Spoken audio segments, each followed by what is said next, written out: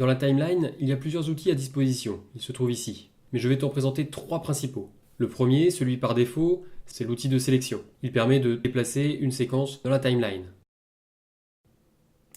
Le deuxième, c'est l'outil de découpe. Il va te permettre de découper tes séquences pour soit enlever quelques parties, ou alors séparer ta séquence en plusieurs morceaux. J'annule ce que je viens de faire. Et enfin, le troisième, c'est l'outil d'étirement qui va te permettre de modifier la vitesse de ta séquence. Ici, par exemple, voilà la vitesse par défaut de la séquence.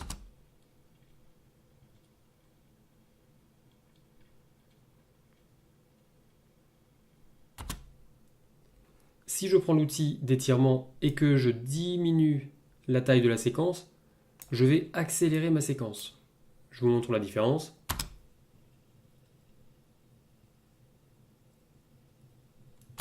Voilà, je reviens au point de départ. Et imaginons maintenant que j'étire la séquence. Dans ce cas, maintenant, je vais rallonger la séquence, je vais la ralentir. Le problème, c'est que comme ma séquence est à environ 30 images par seconde, il y a un effet de saccade qui apparaît puisqu'il n'y a plus assez d'images pour faire un rendu fluide. Je reviens en arrière à nouveau.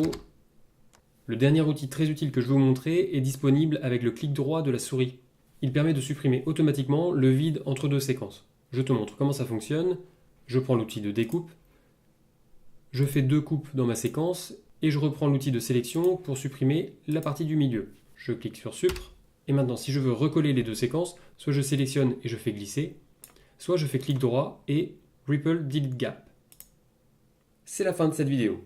Si tu veux apprendre à utiliser le logiciel HitFilm Express et que tu veux progresser dans le montage vidéo, alors télécharge mon guide, il est gratuit, le lien est dans la description.